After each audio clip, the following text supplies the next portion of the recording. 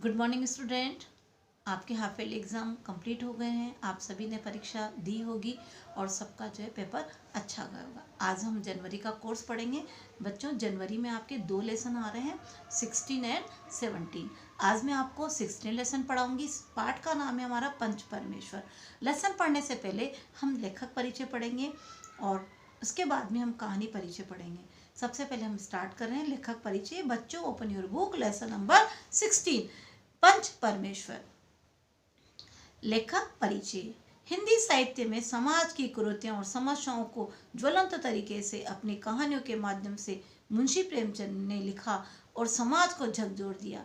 प्रेमचंद के उपन्यास और कहानियां विशेष रूप से लिखी गई है। ये जो कहानी है पंच परमेश्वर, ये मुंशी प्रेमचंद जी की कहानी है। अब हम पढ़ रहे हैं कहानी परिचय। ये कहानी सत्य और ईमान की जीत पर आधारित। जो हम पंच परमेश्वर कहानी पढ़ रहे हैं वो सत्य और ईमान की जीत पर आधारित है। देखो, दो दोस्त जब पंच बनकर फैसला करते हैं तो दोनों एक दूसरे की दुश्मनी को क्या करते हैं, भूल जाते हैं और साथ किसका देते हैं, सत्य का। और ये कहानी हमें ये संदेश देती है, इसको आप अंडरलाइन करेंगे कि पंच परमेश्वर नामक कहानी हमें क्या संदेश देती है कि जब हम किसी पद पर होते हैं तो हमें उस पद की गरिमा का ध्यान रखना चाहिए। यानी जब हम जिस पद पर होते हैं और हमें निर्णय करना होता है तो हमें ये नहीं देखना चाहिए कि ये मेरा दोस्त है या ये मेरा भाई है या मेरा ये बहन है। हमें जो कार्य हम कर रहे हैं उसको ईमानदारी पूर्वक करना चाहिए। बच्चों, हम लेसन स्टार्ट कर रहे हैं। इसके अंदर 2 मित्रों की कहानी है, जुम्मन शेख और अलगू चौधरी। दोनों पक्के दोस्त थे ये। तो स्टार्ट कर रहे हैं। जुम्मन शेख और अलगू चौधरी में गाढ़ी मित्रता थी। दोनों दोस्तों के नाम बच्चों, इस लाइन को आप अंडरलाइन करो। सांझे में खेती होती थी, कुछ लेन देन में भी साझा था। यानी दोनों आपस में क्या करते थे, खेती करते थे। एक को दूसरे पर अटल विश्वास था। जुम्मन जब हज करने गए थे तब अपना घर अलगू को सौंप गए थे। कौन हज करने गया, जुम्मन, और अपना घर किसको सौंप गया, अलगू को। और अलगू जब कभी बाहर जाते तो जुम्मन पर अपना घर छोड़ देते थे। उसमें न खाने पाने का व्यवहार था, न धर्म का नाता, केवल विचार मिलते थे। देखो, दोनों के धर्म अलग अलग थे, दोनों को खान पान अलग था, लेकिन दोनों के क्या मिलते थे, विचार मिलते थे। मित्रता का मूल मंत्र भी यही है। मित्रता का मूल मंत्र यही है ना कि हमें जाति धर्म नहीं देखना चाहिए। क्या देखना चाहिए, दोस्ती देखना चाहिए। सेकंड पैराग्राफ बच्चों, अलगू का मान उसके धन के कारण था। अलगू का मान किसके कारण था, उसके धन के कारण। और तो जुम्मन शेख अपनी अनमोल विद्या से ही सबके आदर पात्र बने थे। जुम्मन शेख की एक बूढ़ी खाला मौसी थी।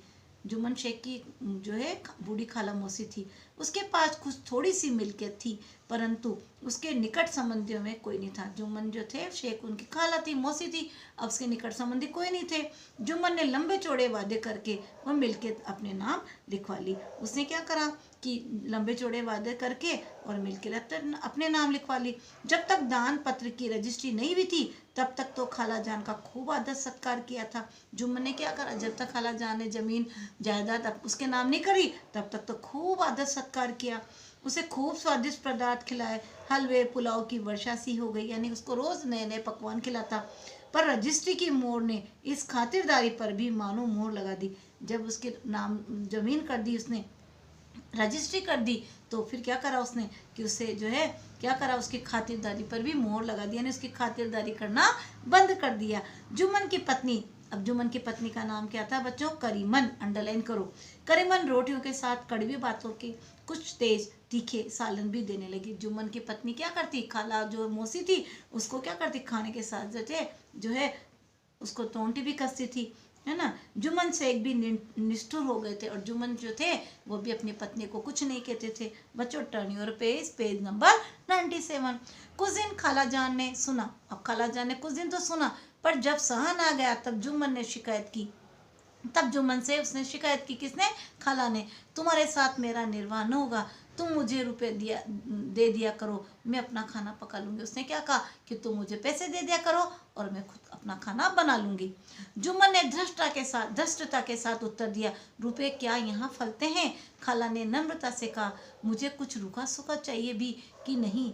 जुम्मन ने गंभीरता से जवाब दिया, तो कोई ये थोड़े ही समझा था कि तुम मौत से लड़कर आई हो। खाला बिगड़ गई, उसने पंचायत करने की धमकी। खाला ने क्या करा कि पंचायत की धमकी दे दी। जुम्मन हंसे, वो बोले, हाँ जरूर पंचायत करो, फैसला हो जाए। मुझे भी ये रात दिन की खटखट पसंद है। जुम्मन ने कहा मुझे भी रात दिन की खटखट पसंद नहीं है। इसके बाद कई दिन तक बूढ़ी खाला हाथ में एक लकड़ी लिए आसपास के गांव में दौड़ती रही। बिरला ही कोई भला आदमी होगा जिसके सामने बुढ़िया ने दुख के आंसू न बहाए।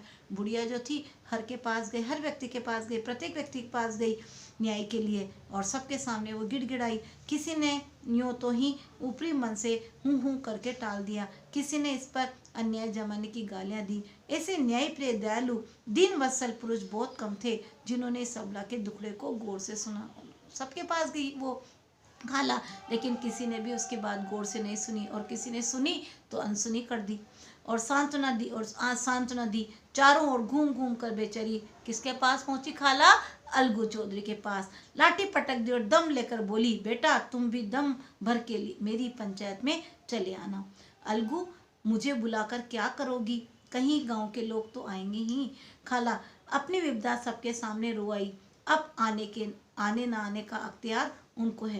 क्या बोला उसने? मैंने अपनी परेशानी सबके सामने कह दी, अब आना ना आना उनके हाथ में है। अलगू, यूं आने को आ जाऊंगा मगर पंचायत में मुंह न खुलूंगा। क्या बोला उसने? आने को तो आ जाऊंगा लेकिन पंचायत में मुंह न खुलूंगा। खाला बोली, क्यों बेटा? अलगू, अब इसका क्या जवाब दूं? अपनी खुशी?